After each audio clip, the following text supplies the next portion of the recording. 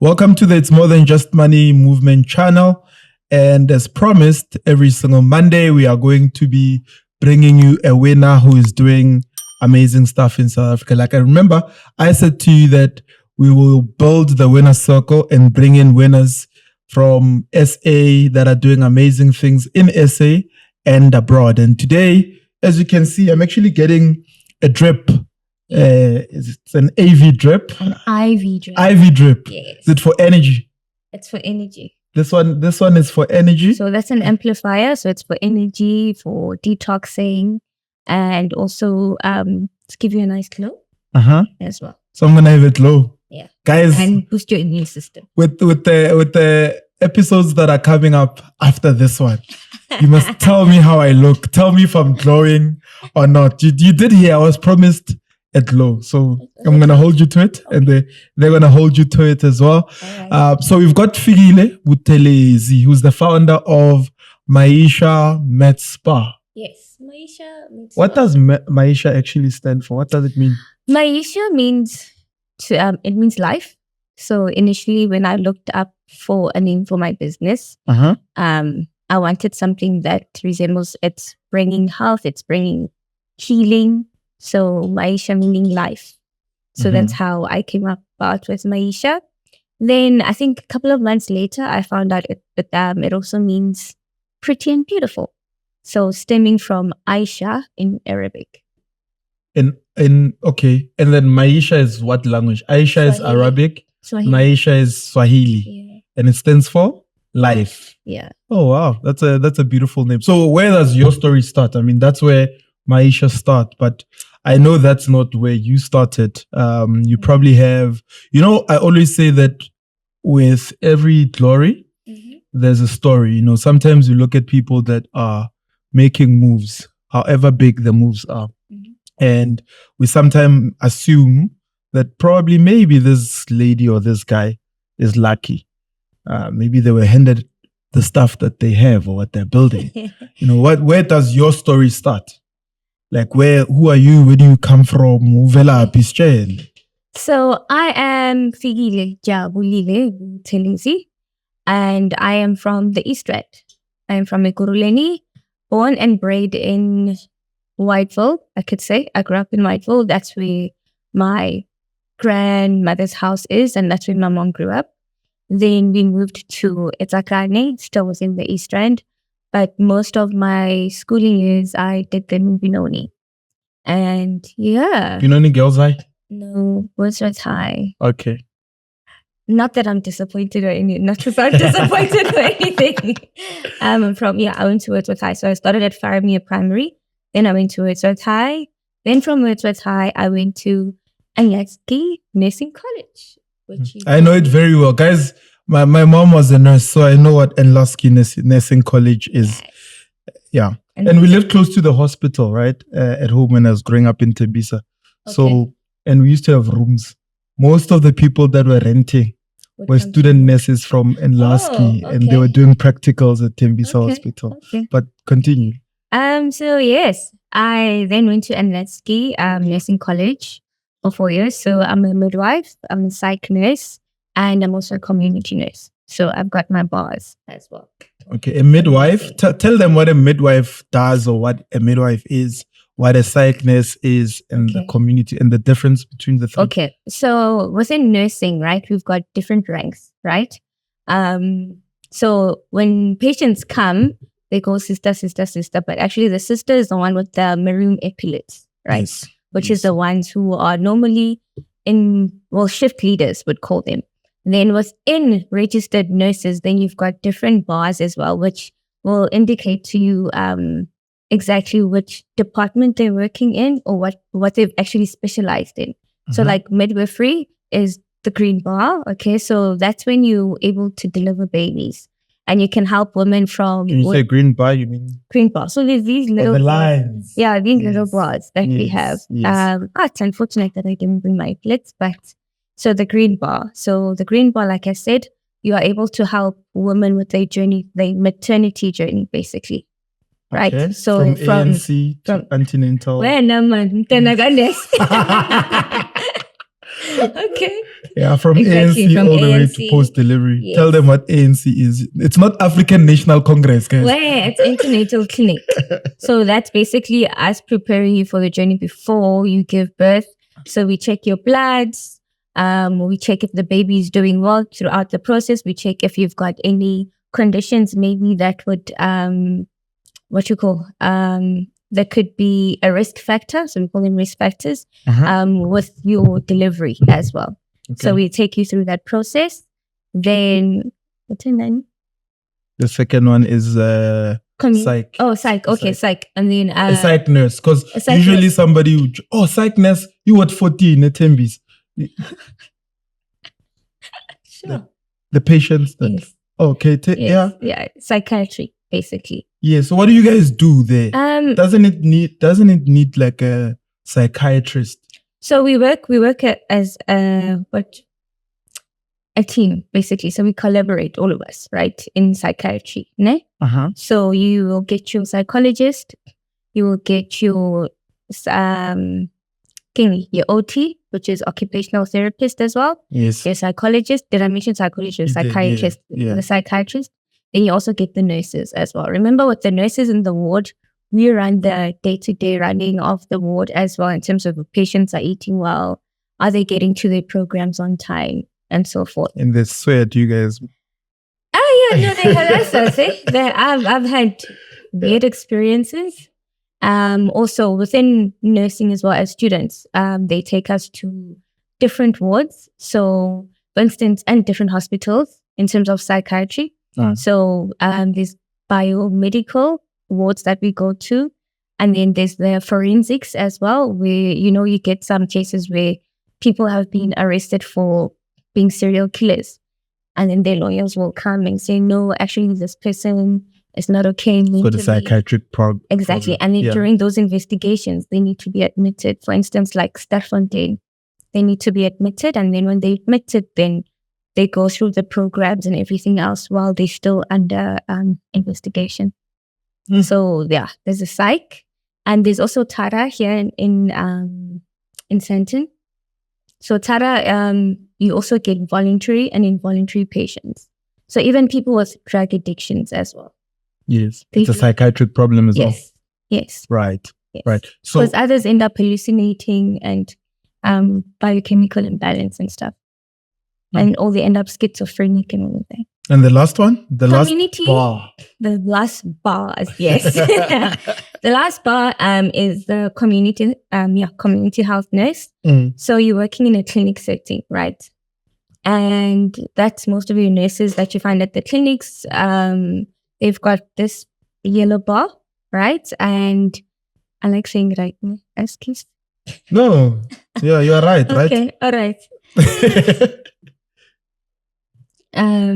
So yes, community health nurse. So then that's where people come with their acute conditions, such as your flus, your STIs as well, if they haven't escalated. But basically, it's your mini consultation before anything is escalated to hospital level. Or they come also for clinics. For clinics, or even when you come for your chronic medication, where our Kokona Bumkulu will come if they're hypertensive. They come on a monthly or maybe quarterly visit. Then we give them by medication and all. So my mother was a nurse for 32 years, right? I think 32 because she resigned. Then she did another couple of years. In total, probably it was 36 in service. And when I would ask her, why would you be a nurse? I mean, that's not an easy thing. She'd say, she didn't have like the means to become like a doctor, but because she was passionate about serving people, she went into becoming a nurse, right? So with you, is it something that you've always wanted to be? And of course, we'll get into the aesthetics part of things, but did you set out to be a nurse, or was it something where you decided, you know what, let me just take that career and see where it takes me? Okay. Sure. In high school, I wanted to. Because you know what the thing is, né? My mom, when I was in high school, she would say to me, when you finish matric, you can actually just become a nurse because I can help you with the process. Okay. And every time I'd look at him like, mama, imagine me Not coming, for there's some me. dark, and then I arrived there. No, but we do have male I know you do, but how I imagined it, Okay. I do have a cousin actually who's a male nurse. Okay. And he used to stay with us at home.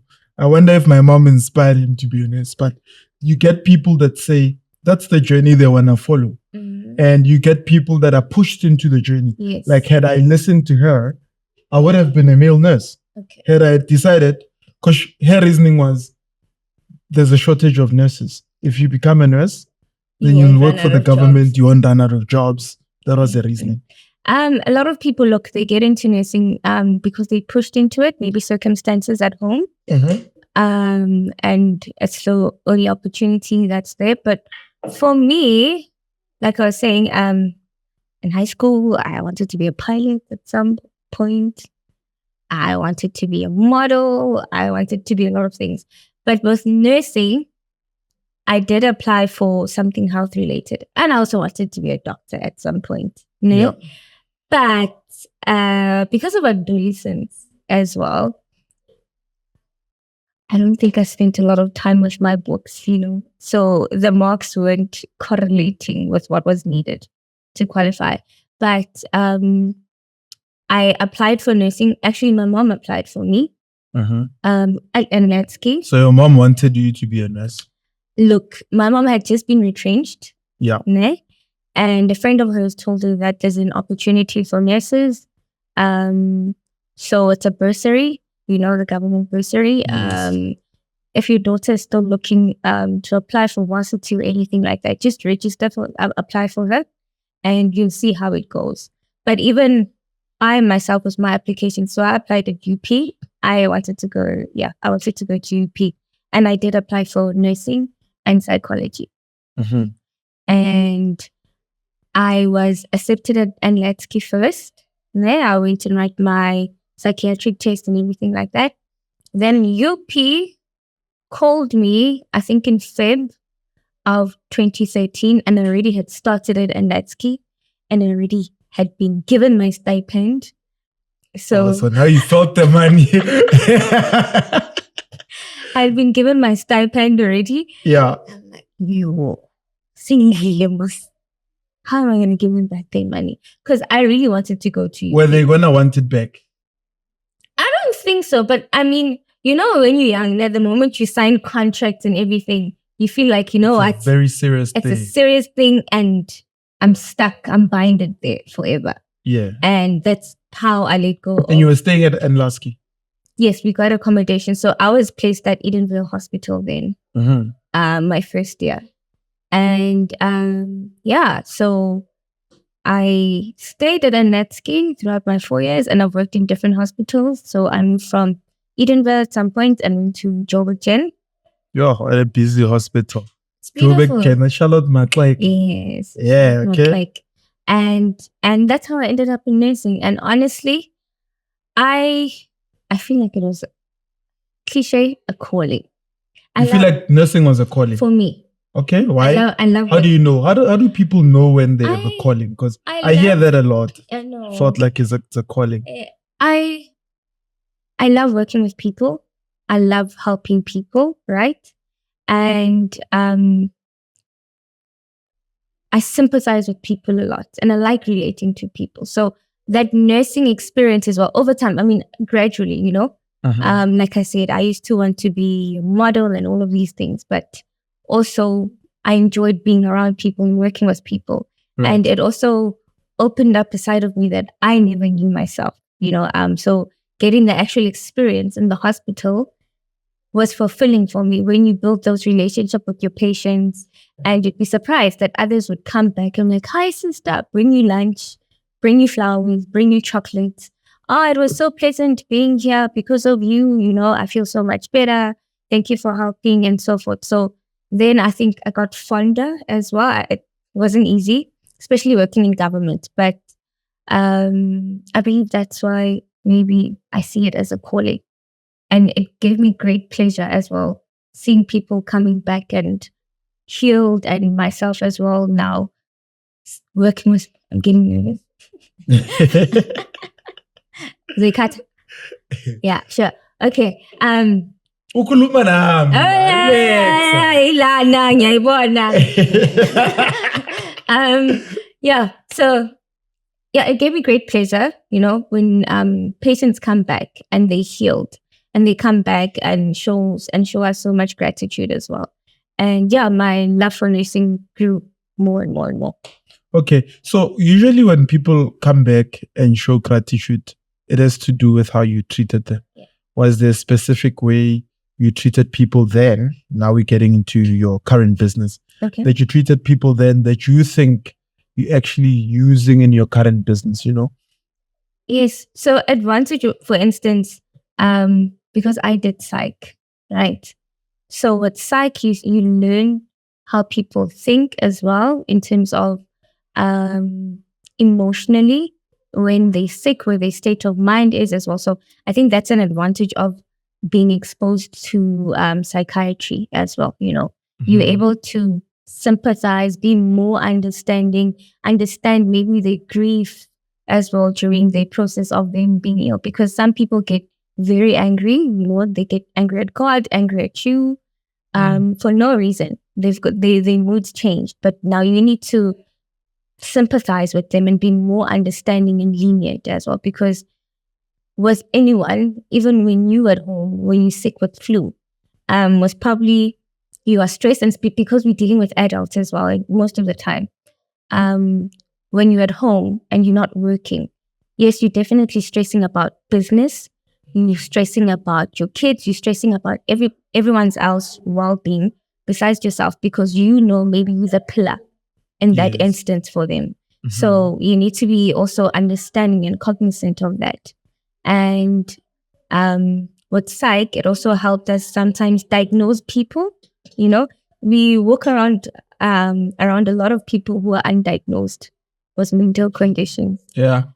Hey, my mom, when you're with her and someone does something, and she would look at the person and she would look at me and say, "You what 14? You want me? See? What 14 is a psych ward in Tembisa." Okay. So you do the same too, but you don't say it. Maybe no, you don't say it, but you just look at them and like, okay, it's fine. So what made you do the jump? I mean, I can hear nursing was something you're passionate about, something you loved. You still are. Yeah. That's your profession. Yes. And then you decide in progress. And then you decided that, okay, I love nursing. I love helping people. I love being in the hospital. Mm-hmm. People love me. Patients love me. I love them too. However, I've got this other calling of getting into business. How did you end up then getting into the side of business, which is you now founding this business? I think with me, business found me. Business found you? Yeah, business found me. Okay. But I was surrounded by a lot of women in my family who were in business. It could be informal in terms of things I'm buying. Coats. Those coats. Mm-hmm. My mom used to sell coats. Amatunusa, yes. Amatunusa. Yeah, guys, tunusa means to bend over. So what that means is those jackets or coats that were being sold, when you go to buy them, you must bend over to pick them up. Bend over, open the boots and... Yes, so we call them tunusa. So basically the coats are called... It could be from Zara, but it's called tunusa. But from overseas. Yeah, so my mom used to sell tunusa. There's a name for that, actually. Anyway, thrifting, is it? Thrifting. Yes. Thrifting, yeah. So my mom used to thrift. She wasn't doing tunusa, she was doing thrifting. Yes. Yeah. So she was thrifting and then sold meat at some point. Amatambo around the season, like winter season, so things Amatambo. It was cabbage, fish, and pop. Exactly. Then my aunt she still has a tuck shop ever since I was born. I've known I've grown up at tech shop yake, helping me sell sweetie, amakota drink, It's paz. Basically. Yeah. So with me, when I started my business, so I started mobile. So I was working for a certain company, then I got retrenched. Mm-hmm. And because I was... So wait, you left nursing? Yeah, nursing. So I went to Joined a company. No. So I finished my 4 years, right, of nursing. Then I went to do my ComServe at Steve Biko Hospital. Yes. From Steve Biko Hospital, I went into private. I worked for a certain company. Right. Then from you were doing the similar work or Yes. what were you doing there?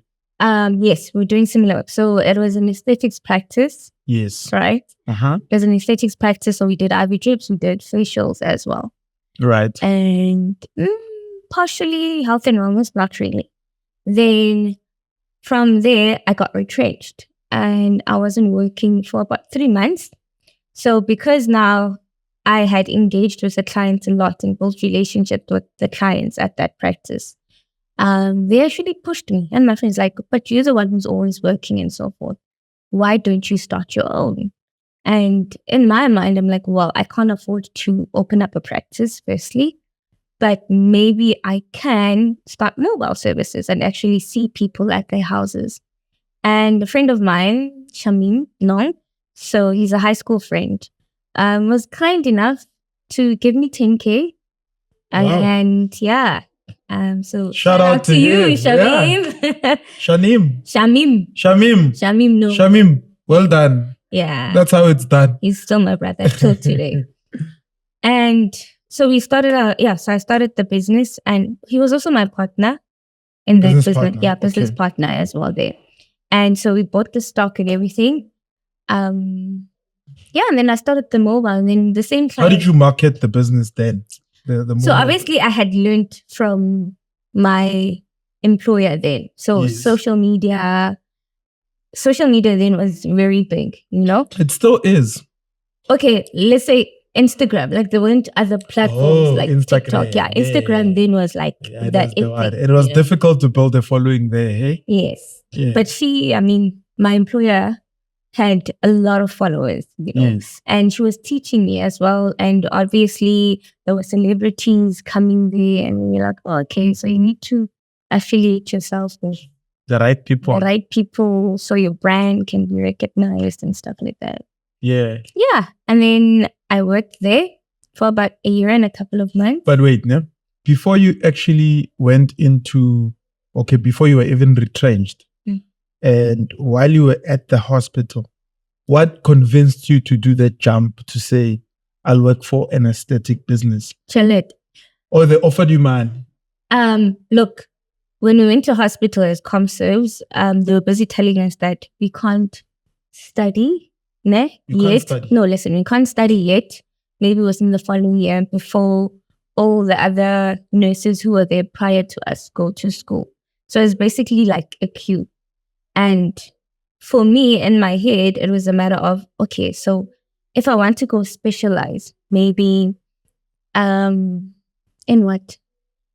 In pediatrics or whatever else, to just further my studies, I need to wait maybe for other 5 sisters who are within the hospital, right? Before maybe I can get my own study leave. So I was like, that's going to take long. There's no way. And because I'm a North girl, I believe, I wanted to grow. What's a North girl?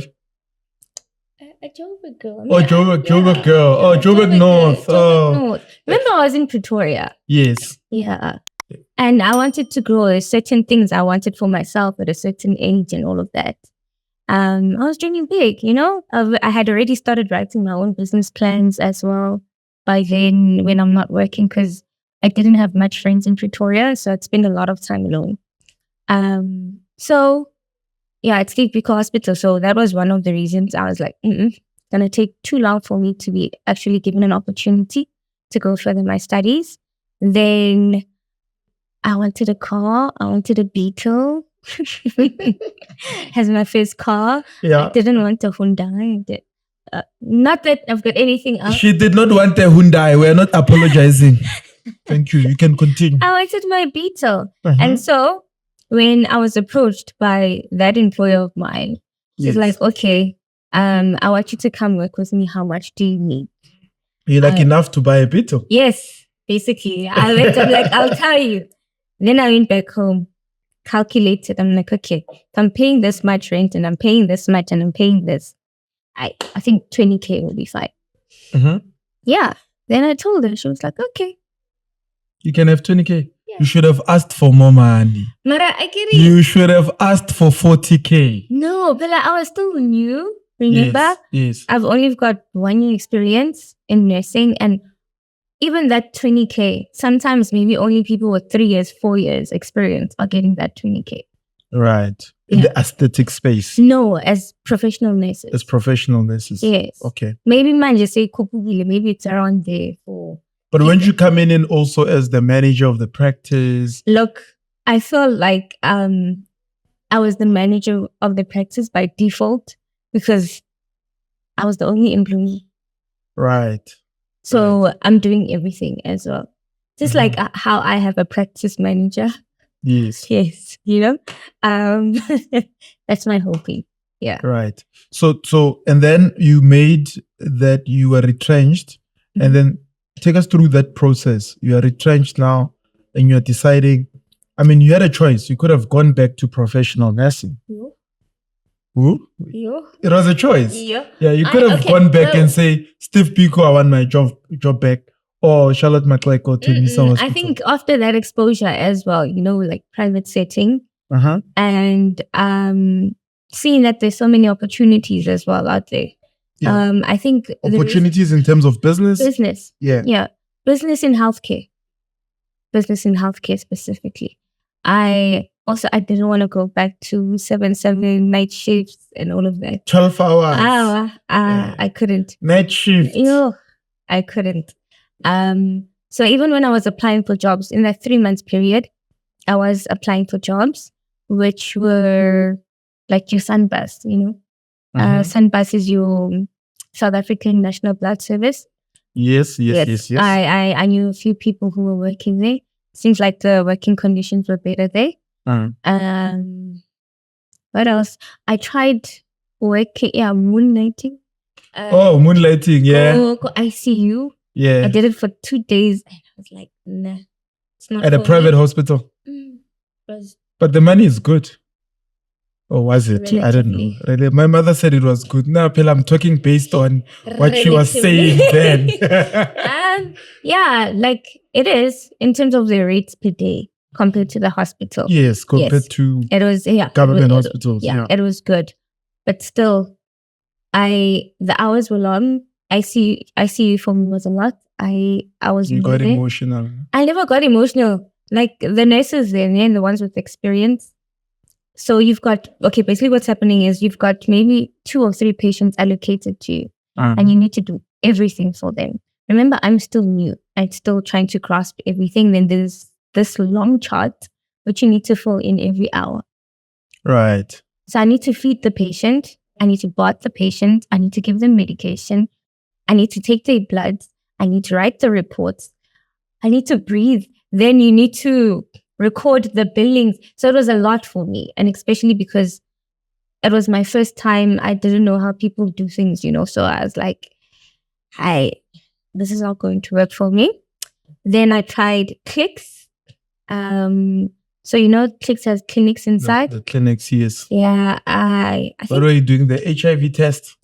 No, I didn't even end up going there because I did the test. Maybe I finished two of their tests, and I was just like, nah, it's not for me. Then a friend of mine called me. She knew that I was retrenched, and there was a company as well, an IV drip company, that was looking for nurses. So because of my previous experience with the previous company, I was doing IV drips there, plus the aesthetics as well. And so she's like, oh no, look here, an agent called me and we're looking for nurses. A certain company, is looking for nurses, and would you be interested? I'm like, yeah, sure. So I won't say the name of the company. It's okay. It's okay, right? We are not giving you guys advertising. Nah. Yeah, it's okay. But I appreciate the experience there as well. Right. And and then within June, went there very confident because I knew what I was doing, and I knew that I'm very good at puncturing as well. I didn't feel much pain. Yeah. As well. Oh yeah, and I mastered that at Steve Biko hospitals because doctors used to bribe me. They used to what? Bribe me with lunch. Like that. So that you can do this for them? Yeah. Wow. So not knowing this is where I'd be actually. Right. Yeah. And then I worked for that company for a year. But on the side, I was still running my mobile clinic. And not mobile clinic, but my mobile Ivy drip company and the aesthetics. So you'd go to houses, maybe someone is sitting with their girlfriend, they're like, let's get IVB. Let's get IVB. Let's call it. Then you come, you poke them. One shot thing, they chilling thing. You're like, oh, you don't have to come to us. We come to you. How convenient, Yes. Yeah, concierge. So that you did for how long? The mobile? Mobile. I did. The mobile business. I did it from... And what do you mean by health? You said health spa. Med spa. Yeah, medical spa. No. I know. But you said it's two, right? It's the IV drip and the health. At the time, your mobile... Yes, remember I was working for a company? Yes. And they just specialized in IV drugs. Only? Yes. Right. Then in my mobile, I was doing the aesthetics, which is the facials and everything, plus the IV drips as well. Right. Yes. Okay. So I was still running that while I was still working there. And I did disclose to it when I started. Then I was there for about a year as well. And I also have a thing of each year I just track back, like I sit, to see what's okay. How far have I went? I don't like staying in one place for long or being in the same position for long. And so within, I think when it was almost a year, I started getting frustrated in that job. And then I started praying. Frustrated? What was frustrating you? Yeah. Before you tell us, then you started praying. Yeah. So the sister in that company went through my stuff. And I think I bought a new laptop and stuff. So she was like, where's this one getting money from? Where's this one getting money from? But you had already declared that you've got a business that you're running on the side. Yes, I had. And I think they never took me seriously. Because I wanted to collaborate with them and do concierge services for them and mix it with then my business that was called Aesthetics on Call. Right. Yeah. Because I wrote it down on email, on paper. This is what I want to do with you guys. Yeah. Yeah. And they were like, oh, okay, no, we'll come back to you. And they ignored me. Yeah, I was growing in the process. And obviously, you build relationships with clients, even the clients at that particular company. So I built good relationships and they trusted me as well. I'd even work overtime, for the company to show my dedication. And because now I was so used to waking up early in the morning, going to see my clients, then go to work. After work, go see my clients again. So I never mind. So how long were your hours? Sounds like you had like crazy. Sometimes I'd leave home at 5 o'clock to go to be in Pretoria at 6 a.m. and finish around 7. So you had moved back to Joburg now? Yeah, I was in Joburg now. Yeah. I was in Joburg. Then at 7 o'clock, I'm done. 8 o'clock, I'll be at a client in Waterfall. Be at a client in Waterfall. Yeah, by 8 o'clock. 9 o'clock, I'm done. 9 o'clock, I'm heading to work because we open at 10. 10 until 5 o'clock, I'm at work. 5 o'clock, or 5:30, I'm at another client. I finish late. 8, 10 o'clock. Those were normal hours to me. So, with everything that people do, right? In the word, when people say, I'm passionate about this, they don't realize that the word passion in and of itself means pain, right? Okay. So, that movie, The Passion of the Christ, I mean, they call it that for a reason. It was not him experiencing joy in the process of crucifixion. Yeah. So I feel like you were willing to go through that pain of starting this thing because you were employed. You could have said, I'm employed. Why am I going through all this suffering? I was scared of being broke again. You were scared of being broke again? Yeah. But so you were willing to go through the pain? Yeah, I was willing to go through the pain. Why? I think because till today, somehow, but I'm trying to let go. I don't like being dependent on other people because I felt the disappointment when I was retrenched. Correct. Yes. and at someone else's mercy as well. Do you understand? Yeah. So working for myself, finding ways in which I can make money, right, without involving other people, for me was safer. So then I was like, okay, I'm working and I've got a business on the side. So there'll always be extra money there. Should anything happen here, I know I'm safe. But now also I'm safe in the sense that at least I've got something happening that will keep me busy instead of me going back to work at an ICU again. Right. That's kind of, it's interesting because a lot of people say having a job is safe, right? And I mean, they talk about job security. Okay. And you are saying, okay, I had a job, which proverbially people say is safe. But at the same time, I didn't see the safety in it to the point where I thought actually having a business or a side hustle is where the safety was for me. For me, yes, personally, because now I think how I was also retrenched, it wasn't very professional. I was told, hi, the business is not doing well, so this is your last month. Ooh. Yeah. Out of nowhere. Yeah, in the reception area. And I was like, how? Oh, okay. Then I had to consult with a friend of mine, I could say. And she was like, no, but that's not how you retrench someone. Did she give you a retrenchment letter? Did she give you a package? Did she give you this? I never knew all those things, you know. Then, yeah, so for me, I just felt like having extra stash on the side was the best way for me. Not really recognizing my business, do you understand? So I was just working to make sure that I've got money on the side should anything happen.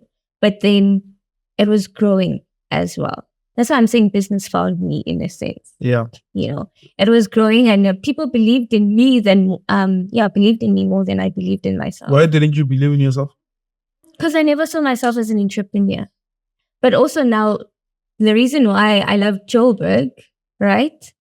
Then I got the exposure. Then I saw what actually there's so many opportunities. And as nurses, we partially trained, you study, you do your practicals, then you go work. Nothing of entrepreneurship, nothing of you are able to open up your own clinic, you are able to run your own health facility. And we normally know doctors are the ones who can run their own practices, their GP practices and stuff. Yes. There's a few nurses. It would be mostly Caucasians who have their own practices, but not black their own people. clinics. Their own clinics, yeah. yes. The sister who's got one in Bushbuck Reach. You know, so... Kushu.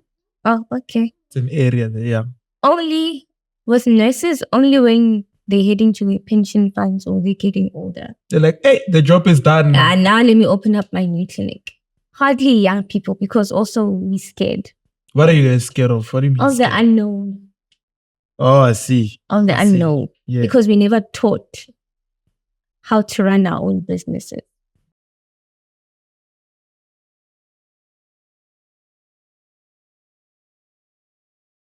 Right, guys. I'm sure you're watching this episode and thank you for tuning in. On the 29th of June, you must remember that we've got the It's More Than Just Money Business and Property Seminar that we are hosting at the Polokwane Royal Hotel, which is in Polokwane. So I'm looking forward to seeing you guys. We had an amazing time in Witbank. We had amazing speakers and we are going to be having amazing speakers in Polokwane as well. So if you haven't purchased your ticket, please contact our office on 062 766 5612 and arrange for your spot. Seats are limited, but we are looking forward to having you there. Our team is going to be preparing an amazing seminar session for you. I'll see you on the 29th of June at the Polokwane Royal Hotel. More Than Just Money. Continue watching the episode. Ciao, guys. And that's why there's also now Nurspreneur. Shout out to them. Nurspreneur. Yeah, Nurspreneur. Okay. So it's an organization that builds nurses as well in terms of educating them how to run their own businesses legally as well.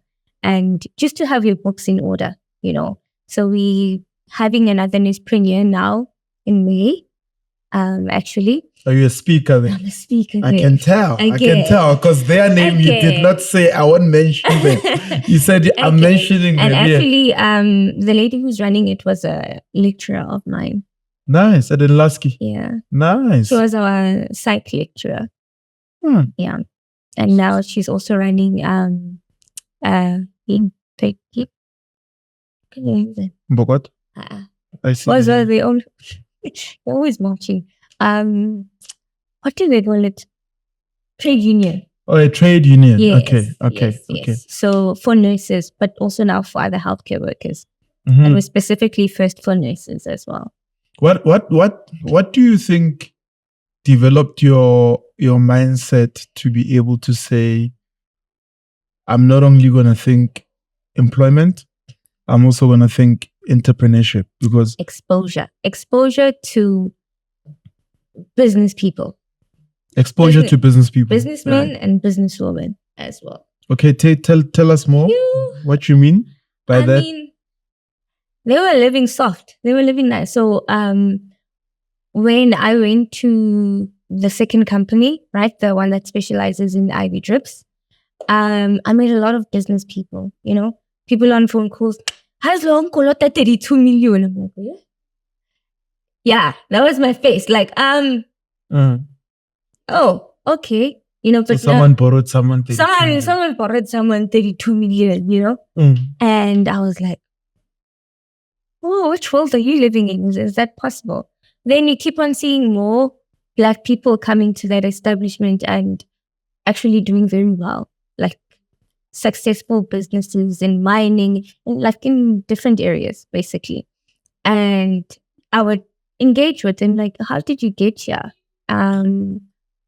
Others don't even have degrees, but they're doing well for themselves because they were so determined to push themselves and start their businesses. And they tell you, no, I don't have to study this.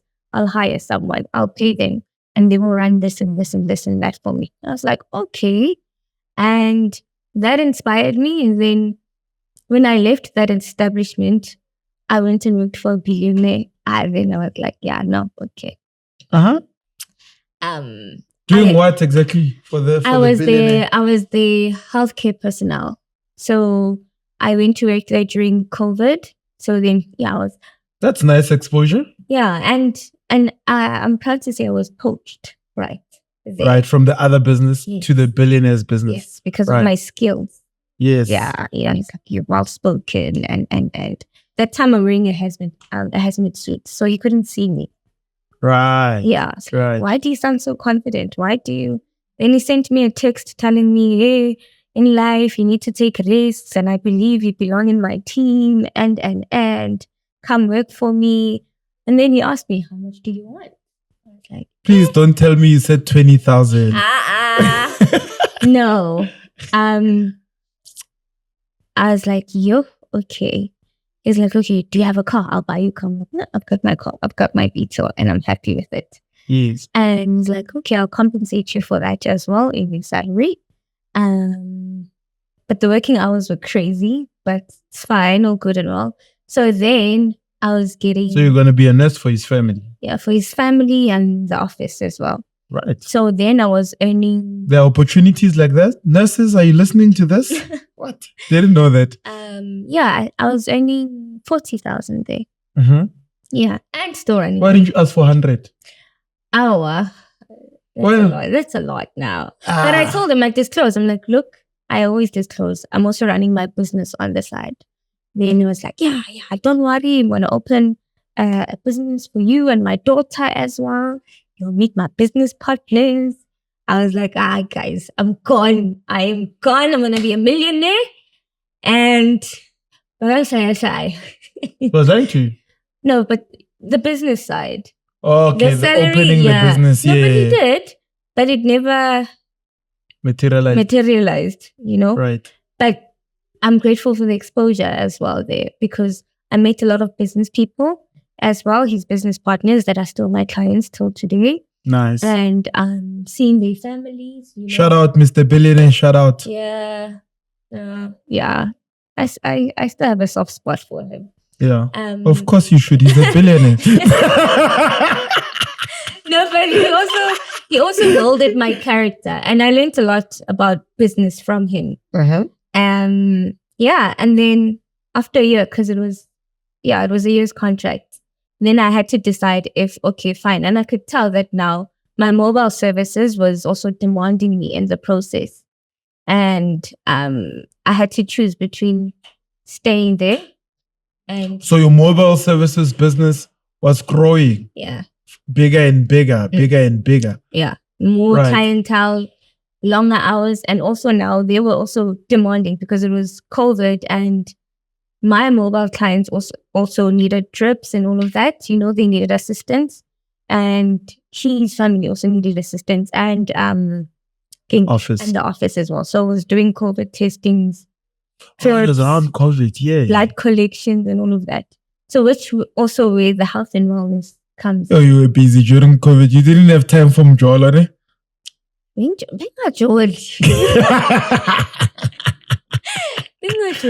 I like, what are you laughing at? There was no time. Like, guys, business booms more naturally. Yeah. Okay, yeah. No, that's true. Because all your attention is focused on your career and building yourself. Yeah. I mean, I guess you do find the balance somewhere, somehow. Only if the person has got the same mindset. You were building whatever, they're also busy. Okay, fair. But yeah, I got you nice there. You're about to. So as I was saying, I couldn't focus on myself, and I couldn't focus on Mjolo. So yeah, business was growing. Mjolo is dating, guys, for our international guests. Oh yes. Or viewers, yep. Dating. Then I had to choose between staying in that company and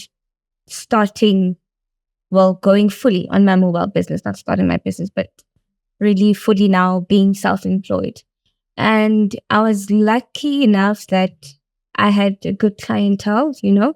I had built my clientele already. And also I had secured a bond in Yana. So in my head, I was like, okay, before I leave the company, let me apply for a bond, right? Yeah. So that I've seen it with business people, but anyway, where now they can't evict you. It's your house. Mm-hmm. So I'd have to fight with the bank first before they evict me. I get right. But not that I was thinking that I wasn't going to make enough money, and I had saved enough money for a year in terms of paying myself a salary. Nice. Yeah, to pay myself a salary. Also, you got a bond, you bought a property. I bought a property. Is that what you're saying? Yes. Yeah. Okay. Yeah. You bought a property. You wanted to operate from the property. No. Remember, I was still mobile. Yes. Yes. But for me, just to secure space in terms of, I know I'll stay there. Remember, Pella, during my my unemployment, my 3 months unemployment, I had to be writing letters to the landlord, asking for holiday leave and during COVID. No, not during COVID. During when you were retrenched. Yes. Right. And then now you had learned your lesson. You're like, okay, let me get myself my own property. Mm-hmm. Should it happen that business is a bit slow, mm-hmm. at least I've saved up money for 12 months. Yeah. And I'll just negotiate with the bank. Yeah. It's a lot easier than negotiating with the landlord. Okay, that's smart. Yeah. Okay. And then I told my boss, like, look, I'm not renewing my contract. I want to pursue my business now full time. And he wasn't happy about it. But after some time, he was like, yeah, I see you've grown and I believe you're going to do well. And we still have a good relationship. Whenever he needs help, he does contact me as well. And so that was 2022. 2022. So my contract ended in July. And then I started mobile full time on my own. And there's been ups and downs, you know, but a lot of ups, not a lot of downs. obviously you know how well your business can do, over time. And there were months where, the sales were up and the months where sales were down, but also at least I had saved up, for a year. And also there was still money coming in. There was cash flow, basically. Yeah, there was still Right. cash flow. Mhm. Right. So what do you think the role of good relationships is in business? Because when I'm listening to your story, Yes. I hear the word relationships a lot. Yep. So now that in hindsight, when you look at it, what role did cultivating relationships with people play in your journey? Big role, a very big role, because also now, remember, to my clients, I'm a service provider, right? Mhm. And I need to be reliable. And in most cases, I need to be very efficient as well. So that's why I don't just work alone. I've got, I collaborate with other professionals, other health professionals as well. Right. Your pharmacists, your doctors, and so forth, so that I can cultivate my relationship with my clients. So if they need a referral for anything, I'm like, no, I know someone who can help you with this and that and that and that. But in hindsight, they're looking at Maisha is the one helping me achieve 369. So meaning you had to build a team of those doctors, pharmacists, specialists, all those Whatever it people. is, hairdresser, photographers, whatever they need. So it's not just health related. So you didn't look at the business and say, I'm providing aesthetics or health related services. You looked at it and say, how can I do better for my clients? What service can So I could be coming here looking for an accountant and you'd be the one that says, I've got an accountant for you. I've got one. And also that same accountant would be helping me, but in hindsight, maybe when he invoices me, my invoice is going to be less because now I've added a client in his databases. Yes. Yeah. Yes. So relationships are very crucial. So did you learn to build relationships when you were a nurse? Because when you were relationshiping with the patients and taking good care of them, and they would come back. Holistically, you could call it. Holistically, what do you mean? I wanted to make sure that my clients are taken care of like in all aspects, basically. Whether it's mentally, emotionally, physically, what if mentally you are stressed by the mere fact that you don't have a good accountant, it's affecting you, it's stressing you. So, but if I can come in as Fikile and like, no, actually, I know of someone who can help you with 369, can refer that person to you. But I know maybe my main services is to provide for your health needs. But if I can assist with anything else, sure, why not? And my clients have been able to do the same. My business grew because of word of mouth. Right. So because you do this for them, they also go out of their way to help me, and they know whoever they refer me to, they trust me. So we've built that relationship where they know they can trust me as well. Yeah. Right. So, and then you went on to set up your brick and mortar business, right? You were mobile. Then you decided, I'm tired of being mobile. Did you respond to demand when you were building your business, or it was you planning to create the demand and therefore you created the space? Or was it a matter of the business has grown to a certain extent? I, as the business owner, feel like now I can create the brick and mortar space. Okay. So before that, so now I'd have to see because some clients would be staying far or they would need a trip there and then, and some people want to, it's running now. Okay. I'm just checking off as it's going. Oh, okay. Yeah. Some people want to get a break, break away from being at home. Not everyone wants to be at home when they getting whatever treatments or just relaxing. Yeah, they want to look at a pool. Pool outside, sit on a vibrating massaging chair as well. I should have sat on one while doing this interview and getting my drip. Unfortunately, guys, I'm not. Yeah. I've always wanted to have a practice of my own, and because I'm a professional nurse, hence it's health, beauty, and aesthetics, right? So when you say health, You're not limited to what services you can provide. So the next time you come, we could be offering PHC, services. Maybe like what is PHC services? Primary healthcare. Okay. Primary healthcare. So maybe like your pap smears, your STIs and stuff like that. So I don't want to limit myself. Because you do have the skills. Because I do have the skills. Mm-hmm. So, and when you're going to provide those kind of services, you need an establishment. It can't be mobile. You need to be able to take bloods here, do this there, right? And I'm sure that Maisha is going to grow. The premises is going to grow as well. So that's why I thought that now I am ready to open up a practice as well and have my brick and stuff. What are the things that have made you who you are, apart from the fact that you were scared of not having money?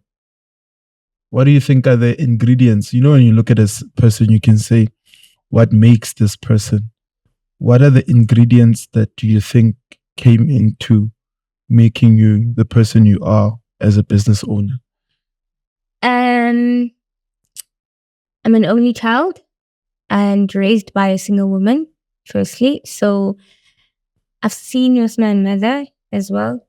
Even though our hustling wasn't the same, but she made sure that she always provides as well, So now that role is on me. So now I must take care of her as well. So I was dependent on her now. She's dependent on me. So the roles have switched, right? Mm-hmm. And I think my I don't want to sound old holier than thou. No, be holy. Be holy. If you want to be holy. Guys, don't judge God. her. She's holy. What's wrong with being holy and being a child of God? I'm a child of God, and I believe that. So you're Christian? Super. Spirit-filled, tongue-talking believer. Hey, hallelujah, sister. Ow. Be yourself. Ow. I'm even doing Bible college second year now. Nice. Yeah. I did first year, second year, so I've got a diploma in ministry. Oh, is it? Where? CFCI. Okay, I'm there. Yes. Yeah. Okay, so I was be there. yourself. Be free. All right. Yeah. Okay. In Boksburg, right? Yeah. So I think even from my retrenchment, God was removing me from that situation because of where it is now. And that was the year when I started my first year Bible college. Right. Yeah. Right. So you went deeper with God and God removed you and said, don't be part of this thing. Don't be part of this thing or you'll end up in fire. When I look back in hindsight, it was scary. So your retrenchment was a blessing in disguise. Yes, it was. It was. And I wouldn't have started my mobile service as well. You were too comfortable there? Partially I was, right? But also, like I said, in nursing, because of lack of exposure, we don't think of entrepreneurship. In all honesty, we don't. But so now I was put in a mode of survival.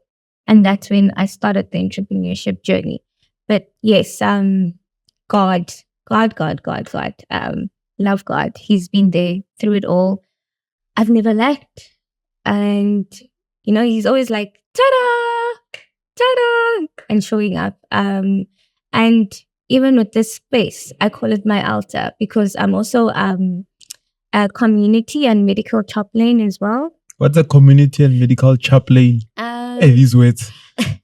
So chaplains basically go around praying for people, right? Wow, okay. So we go around praying for people, and within the church or the program that we're in, right, we go deeper into spirituality in terms of we also do deliverance services. So we've got a spiritual clinic where we help people as well, especially being African people. We're faced by a lot of 6 guns and all of that. 6 guns. 6 guns is a spice, guys. It's a spice. Basically witchcraft, There's witchcraft. We're fighting demons. We're fighting principalities. We're fighting a lot of things that we don't know. You don't wrestle against flesh and blood. Amen. But against principalities and powers of darkness. So in the spiritual clinic, it's also run by healthcare professionals actually. Mhm. So Pastor Maisha, my mom, and Dr. Paul. So Yeah. they run a program as well. Shout out to Pastor Maisha, Dr. Mpo. Shout out. Shout out, guys. They run a program also with Barakwana Hospital as well. So where they focus on palliative care patients. Basically, with that being, so if you live for palliative care, it means you're just being left now for you to die. So they're just taking care of you until death. But now is that what hospices do as well? Yeah, you could also say, hospice to a certain degree. But now with them, it's a matter of, okay, so what if whatever you got, whatever disease that you have, actually there's been a manipulation. It's not just the body, there's things that's happening in your spiritual realm. And so we help people through that as well. And the program has been doing very well and it's growing actually. And there's trainings throughout different provinces. And I am proud to say I'm one of the members as well, part of the spiritual clinic, part of the deliverers, and hence as well, I'm at Bible college, to equip myself more with the word and to evangelize, Right. So see my olive trees. Oh, these are olive trees? Yeah. So nice. This space. Beautiful space. So this is a space of healing. This is my altar. This is a space of healing. So you take healing mentally, emotionally, spiritually, physically, IV Kali, mental. Even I've for me, the most heartwarming thing, like I said, is patients come here, they fall asleep and they always say, I feel at peace. I feel so much better. The other day we had a client who was getting married and the friend called me like, Fikile, I'm sending you a client. She's my friend. She's getting married and she hasn't been well since the week started and it's her wedding on Saturday. And she's like, please give her a drip. And I gave her a drip, something to sleep, to relax as well. And apparently for her wedding, she was up and alive and amazing. But what the client said was, what the friend said was, she said to me, I knew she would come there and you'd pray over her. I didn't have to go, whatever, but just holding her, and praying in my heart. And also, I think in my ministry, there's a gift of healing. And hence nursing, Yeah, it's a healing profession. It's a healing profession as well. So, do you think when you look at your journey, because it's a calling and there's a passion around it, there's a purpose that's tied to it? Yeah, deeply tied to it. What do you think the purpose is? And that speaks also to the purpose of entrepreneurship. Sometimes you think you're starting a business because you want to do business and you realize later, I think, damn, look how many lives I've touched. Yeah. And also, I feel like because I'm young, and not to blow my own horn, but blow it, Ken. Me, I'll help you blow it. Tell me, I'll blow it for you. Like in the high school and varsity days, I used to be an it girl, I was a video vixen and all of that. And to a certain degree. What's a video vixen? Like Nico, come over a music video. Yeah. You're in music video. Yeah. Hey, remember when it rained? No, and I was in good music videos. Okay, like proper artists. Okay? Proper artists. Trevor Noah wasn't remember when it rained. Yeah, what are you trying to say about remember when it rained? So with that being, I think how my life has turned as well. I think I'm hoping it does influence either whether it's nurses or other younger people as well. I feel like God put me there for a certain reason to also, you could say, evangelize and also be evidence for God, for others for the youth as well to be like, oh, wow, okay, child of God, she's doing well. Clearly her God is alive, and save souls, basically. I mean, how many girls are selling bums and selling their souls just to attain certain things? Whereas if you know God's promises and you stay by Him, He'll provide even more than you anticipate. And that's how good He's been to me. Like, that's the grace that's in my life. Or you look at your life and say, Ish, I could have sold gums. God blessed me with a business. And God sometimes will also remove you in relationships, in friendships, and, Yeah. the pruning. And that's happened to me like, not so long ago, but it's okay. Yeah, she's singing, gents. Men of God, prayerful wherever you are. Hallelujah. Yeah. We need to be equally yoked. That's more important as well. But I believe I'm going to build an empire, and with my partner, we'll build an empire. Maisha means life. We can bring life in so many ways. I mean, I've even got my apparel as well. Mm-hmm. So I do uniforms for healthcare workers and spas as well. Is that your apparel business now? Yes. Nice. Nice. Shout out. Yeah. And also, I've had so many destiny helpers as well, within my path. I'm not limited to what I can do. I feel like in Joburg, right? When you know people and you also a hard worker as well, people will put you in. People will put you in as well, So it doesn't matter what line of business you're in. If you can help and you're willing to learn, you can grow. Mm-hmm. Mm-hmm. How important is it to not expect people to do things for you, but rather to add value to them so that later they could reciprocate that value? Because I feel like with business, most of the time, we do more for people than they do for us. And therefore, they're willing to pay us what they will charge because they're getting something of value from us. True. And I think when you spoke about passion as well, Mm-hmm. right? And so I'm passionate about people, basically. So not just my business as well, even in my friendship, right? Whenever I'm in any relationship with people, I always go an extra mile, right? And I feel like people will always keep that in mind and they will always remember it, right? They might not thank you now, but later, somehow they will remember, actually, Fikile or Witness did this and this for me, I can assist them with it. I mean, I babysit for clients. I mean, there were some house calls where and I'm busy doing the mother's facial. It doesn't take out anything from me, right? I'm not losing anything, so it's okay. Why not give it your all? Mm-hmm. Why not help wherever you can? Your favorite book? The Bible. The Bible. Yes. For some reason, I knew you were gonna say that. Which book in the Bible is your favorite? My favorite is Proverbs. Mine is Revelations because we all. Hey, Revelation young too, sababa. Hey, Alec. Okay, your favorite book is Revelations? Okay, it's because now I told you I'm in my spiritual growth, Mm-hmm. So at the clinic, we're learning a lot about warfare. Yeah. Yeah.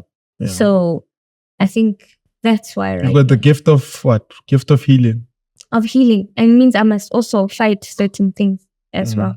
Gift of healing. I understand. I'm more into the wisdom books. Okay. Yeah. Okay. Yeah. Okay, but anyway, your favorite quote? Do I have one? Yeah. I think you do. No. Oh no, I got a quote.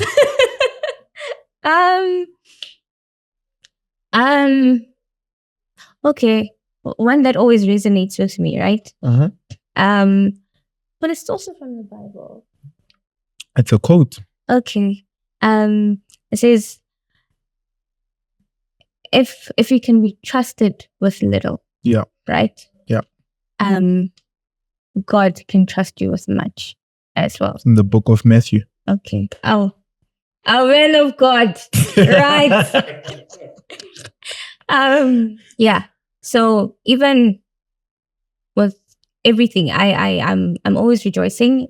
Hence my name is Jabulile, right? So no matter how big or small the gift that I received from anyone, whether it's money or I don't know, just anything. I appreciate all the small moments, it doesn't have to be big for me to rejoice, right? I'm always happy as well. Yeah. Always happy. Well, I try to be happy.